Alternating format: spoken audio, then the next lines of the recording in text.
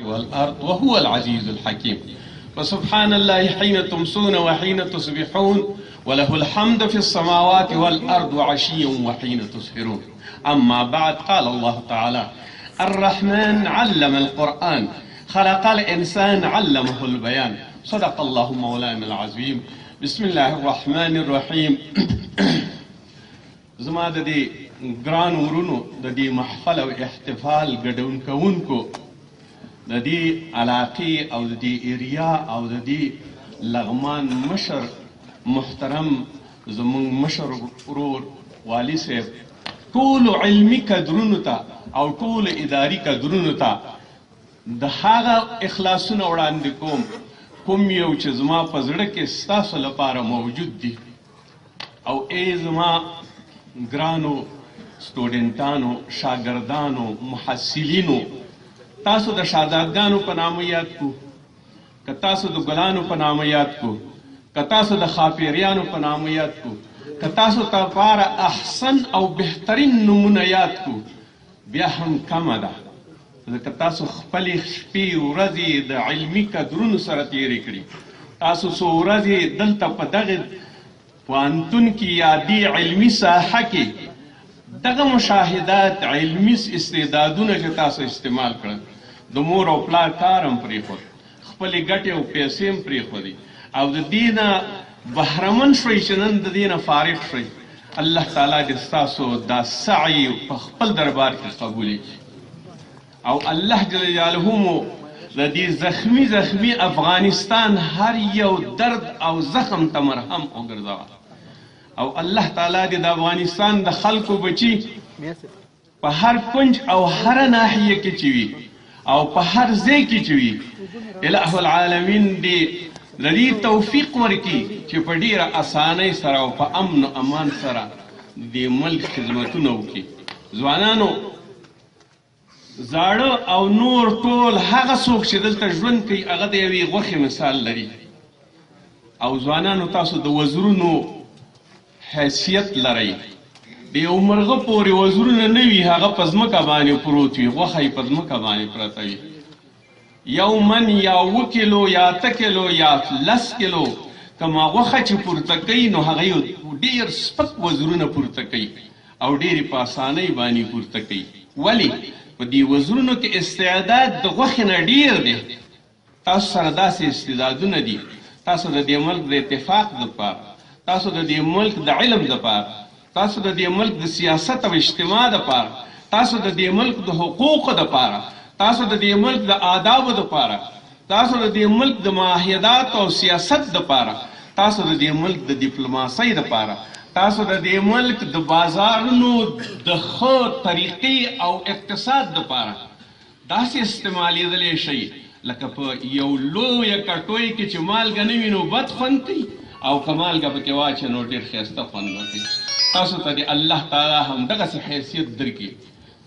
زما بچیانو، شاګردانو، اگر چې زما اوس تعلق دلته نشته، زما صرف علمي تعلق دی د دې خلکو سره.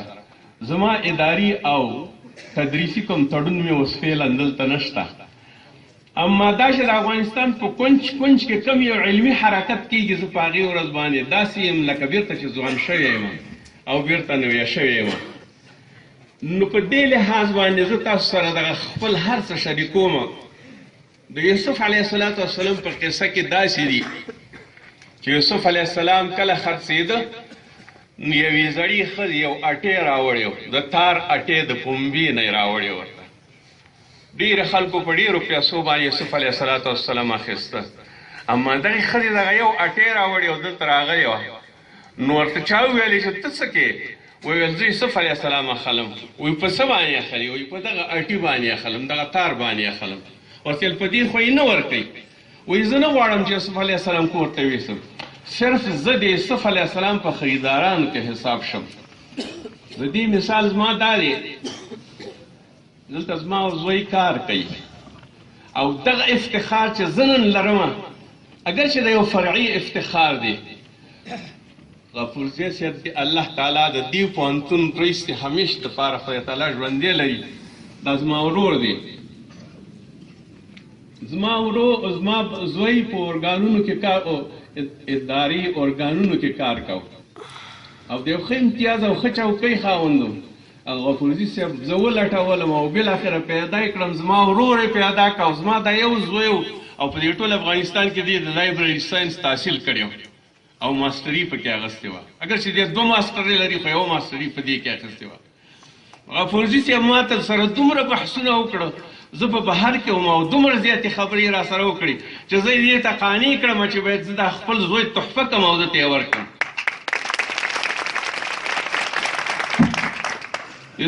د یوسف علیه السلام محبت یعقوب علیه السلام مصر ته ورسو او د دې پوهې محبت زما زوی لغمان ته راورسو زه په دې باندې خوشحاله یم نن د هغې ثمره ګورم او د دې لپاره چې د خپلو ټولو امتیازونو نه زما زوی هم تېر شوی دی او په یو ډېر صداقت یې دلته کار وکړ زه د خپل زوی نه هم شکریه ادا کوم او الله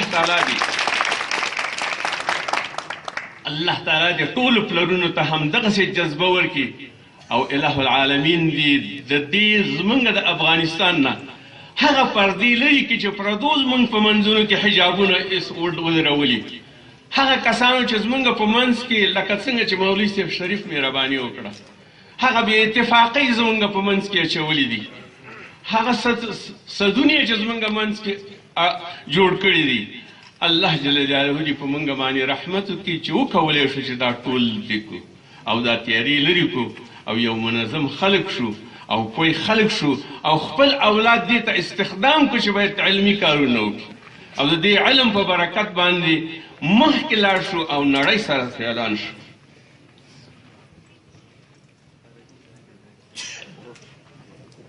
زما ورونو ما دا آیتونه ولوستل ډېر یو ښایسته آیتونه دي القرآن ټول ښایسته دي سورې رحمان ته عروس القرآن وایي او عروس القرآن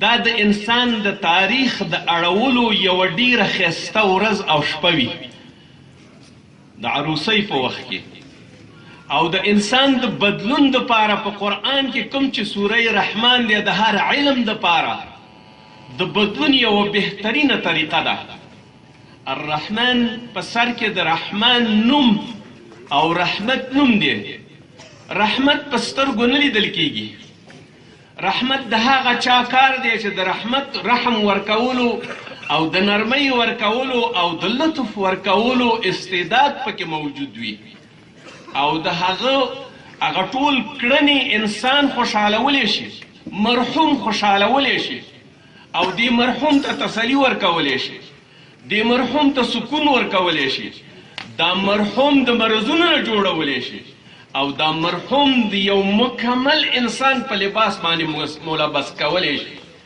رحمان هغه ذات دی او دا هغه صفت دی چې موږ په دې صفت باندې ډېر زیات خوشحالیږو نو دغه هم د هغه د دې رحمان یو رحمت دی چې ټول موږ او تاسو راټول کړي همیش دپاره د دې نه باید عبرت واخلو موږ او تاسو راټولېدلی شو په دې جغرافیه کې چې موږ ژوند کوو که دې کې دری زبان دی که دې کې اردو زبان دی که په دې کې پښتو زبان دی او که په دې کې د هرې ژبې او د هر قوم او د هرې قبیلې خاوند دی وګورئ څو زره کاله موږ او تاسو یو ژوند کوو دغه کم شی چې موږ وړاندې کړی آیا د دې نه جدا شو دا جغرافیه هم تقسیم کړه دا جغرافیه هم تکه تکه کړه او که نه چار باید زیست او ناچار باید زیست هېڅ وخت نه سو خلاصېدلی او باید یو ځای اوسېږو په یوه ورورګلوي اوسېږو بیا ضرورت څه دی چې بېلیدلی یې نه شو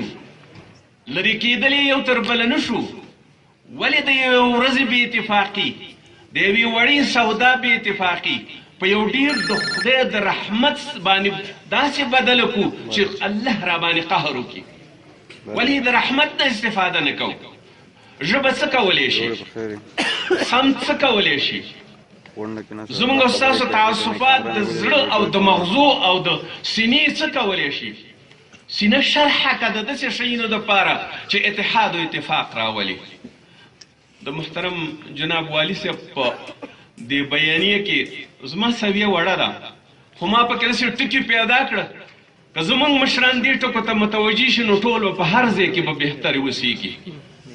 یو انسان ته د دې زیری ورکول چې زه کار کوم، یو انسان ته د دې ذمہواري کول چې زه خپل کوشش کوم، یو انسان ته د دې زیری ورکول چې زه تا ته ډیوه بلوم، دغه ټول چې راغونډ کې او همدغسې هر یو موږ او تاسو وکړلی شو، الله جل جلاله به مهربانه شي. زما ورونو د الرحمن پسې علم القرآن دی. قرآن د دنیا هغه کتاب دی تاسو یې ښه پیژنئ، منزل من السماء او د جبرائیل په واسطه رسول الله صلی الله علیه وسلم ته راغلی دی. او دا قرآن چې کله راته نو الله جل جلاله ورته مخکې د مخکې نه معالم تیار کړی او معالم ورسره موجود و. قرآن په لاس کې ونی او نور تعلیم د شروع که. همدغه قرآن په 14 کالو کې تعلیم ورکه خپلو صحابو ته، او د همدغې قرآن تعلیم ورکه 10 کاله په مدینه کې PhD پکې واغسته، ډاکټري پکې واغسته. نو بیا یې دنیا ته خوشې کړه چې زه اوس ورځئ کار کوئ پکې.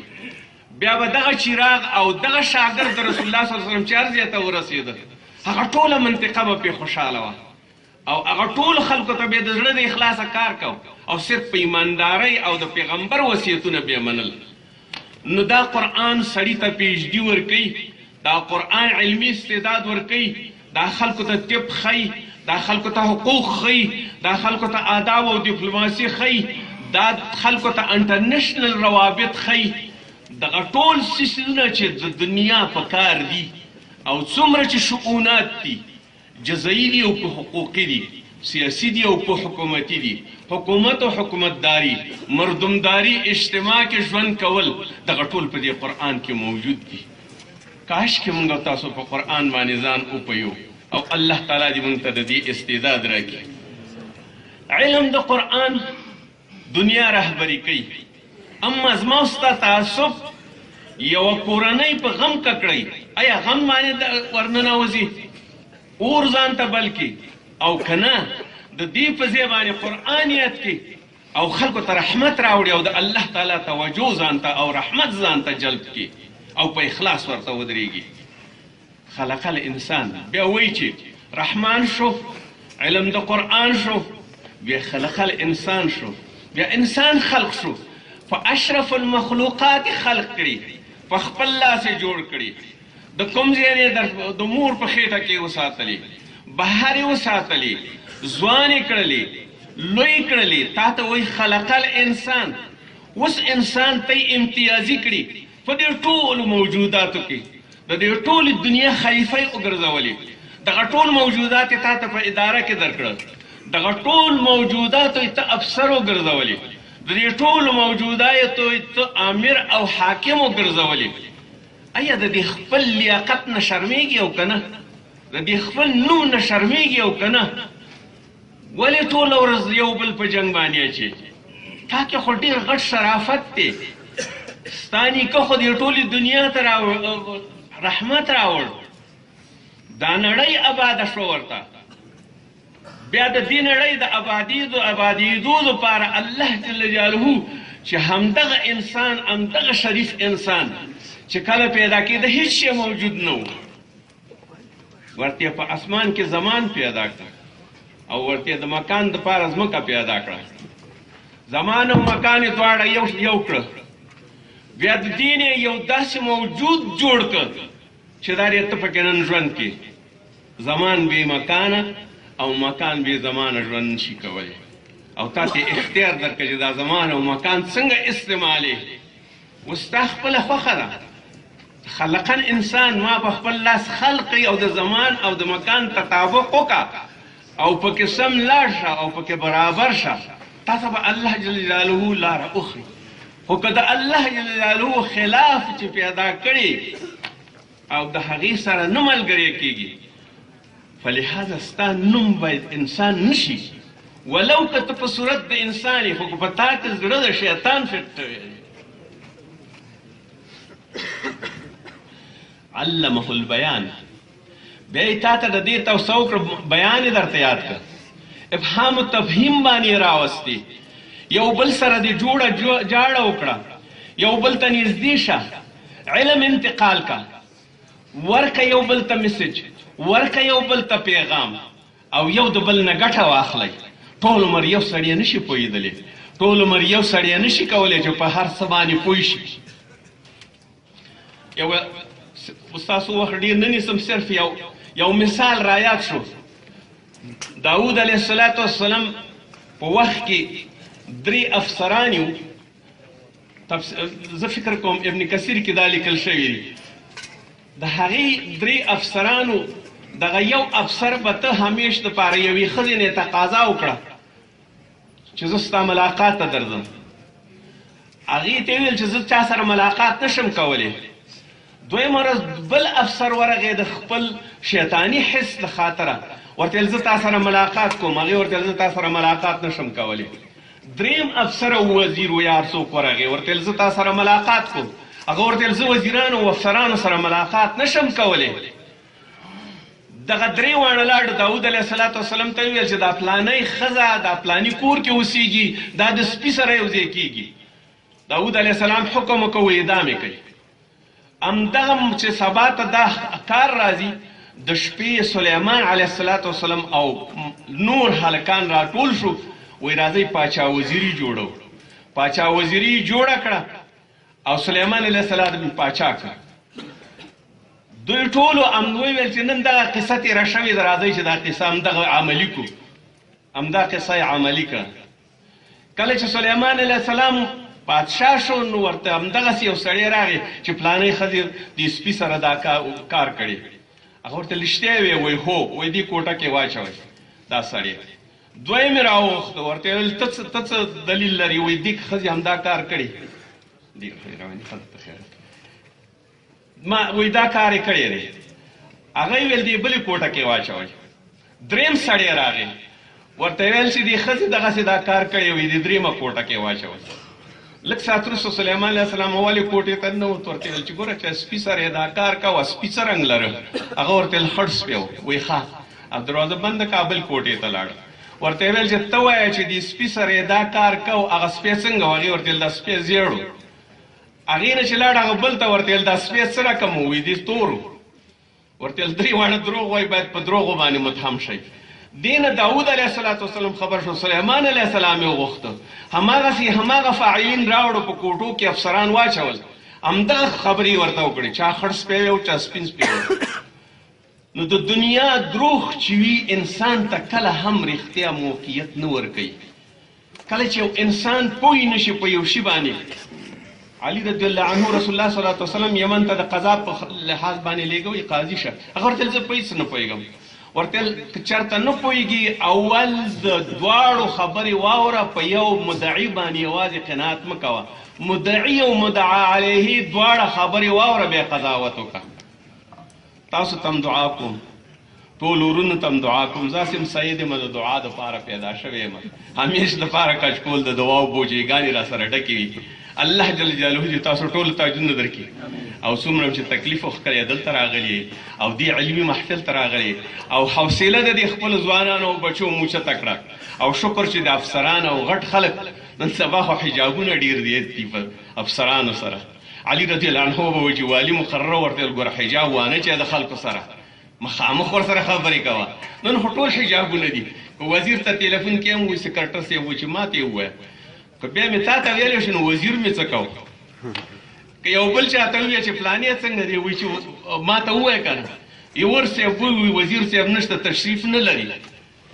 نه پوهېږم چې وزیر صاحب څنګه دی، چا وزیر دی چې تا ته نه وایي. دا ورونه عالمان ښه پوهېږي وزیر وزر نه اخیستل شوی او وزر تکلیف او زحمت ته وایي. د پادشاه ټول تکلیف چې کوي نو هغه وزیر وي، او وزیر پټ دی په کوټو کې، نو هغه به څنګه وزر واخلي؟ الله تعالی دې موږ ته توفیق راکړي.